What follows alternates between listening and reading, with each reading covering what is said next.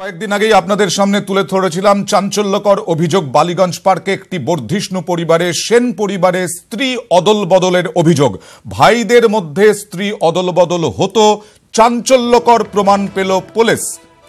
মিলল ফোনে কথোপকথনের রেকর্ডিং এবং তার থেকে স্পষ্ট হচ্ছে বলেই দাবি পুলিশের। বালিগঞ্জ পার্কে স্ত্রী বদলের অভিযোগ। সুরঞ্জন এবং নীলাঞ্জন দুই ভাইয়ের বিরুদ্ধে অভিযোগ। ভাইদের মধ্যে স্ত্রী অদল বদল অর্থাৎ ওয়াইফ শপিং হতো বলে অভিযোগ। সেই অভিযোগ কলকাতা শহরে উঠছে কিভাবে সেই নিয়েও চাঞ্চল্য দেখা দিয়েছিল। আমরা কথা বলবো আমাদের প্রতিনিধি সুজয় পালের সঙ্গে। সুজয়, রেকর্ডিংয়ে স্পষ্ট বলা হচ্ছে স্ত্রী অদল বদলের ঘটনা, বিস্তারিত জানতে চাইবো। দেখো আমরা অভিযোগকারী যেটা তিনি জানিয়েছিলেন পুলিশকে যে তাদের পরিবারে অর্থাৎ তার শ্বশুরবাড়ির পরিবারে স্ত্রী অদল বদলের ঘটনা ঘটেছে বা তাকে তার ভাসুরের সঙ্গে জোর করে যৌন সম্পর্ক করতে বাধ্য করা হয়েছে।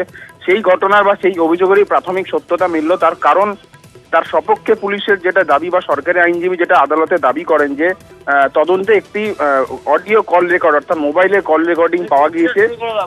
সেই কল রেকর্ডিং এ শোনা যাচ্ছে অভিযোগকারী, তার যা অর্থাৎ ভাসুরের স্ত্রী এবং তার বোন তিনজন মিলে একটি কনফারেন্স কলে কথা বলছিলেন।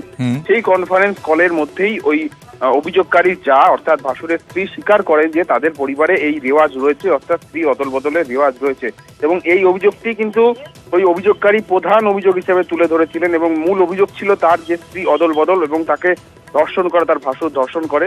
এবং এই তদন্তে এটি অন্যতম গুরুত্বপূর্ণ একটি তথ্য বা চাঞ্চল্যকর তথ্য পুলিশের হাতে এলো এবং এই অডিও যে কল রেকর্ডিংটি পাওয়া গেছে সেটি খুব শীঘ্রই ফরেন্সিক পরীক্ষাগারে পাঠানো হবে। কারণ যে তিনটি গলা বা কণ্ঠস্বর তিন মহিলা শোনা যাচ্ছে তাদের কণ্ঠস্বর সেই তিনজনেরই কিনা সেটা জানার জন্য কিন্তু এবং যে ভয়েস রেকর্ডটি রয়েছে সেটিরও কতটা সুজয় বলা হচ্ছিল যে ভাসুরের স্ত্রীকে জিজ্ঞাসাবাদ করার পরেই এই ওয়াইফ শপিং হতো কিনা সে বিষয়ে আরো স্পষ্ট হওয়া যাবে।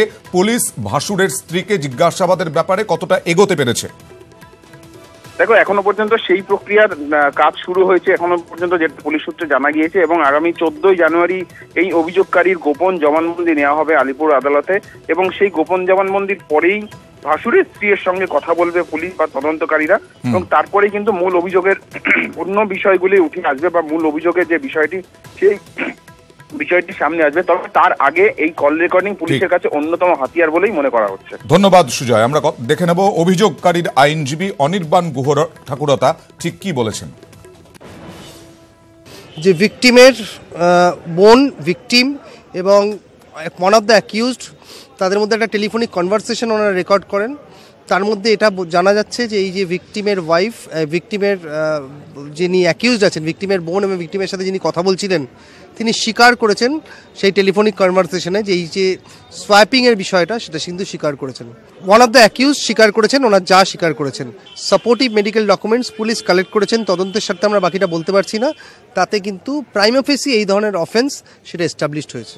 যে কারণে বলছে সেই কারণে আটকে রাখা যায় না। এরা রেসপেক্টেবল ফ্যামিলি, এরা দুজনেই ব্যবসায়ী, এরা পুলিশকে ইনভেস্টিগেট করবে ইনভেস্টিগেশনে এবং তারা পালিয়ে যাবে না এবং 406 কমপ্লাইড আছে। আর বাকি সেকশনের যে অ্যালিগেশন সেই অ্যালিগেশনে পুলিশ কাস্টাডি বা জেলে রাখা যায় না, তাই আমরা বেল চেয়েছি।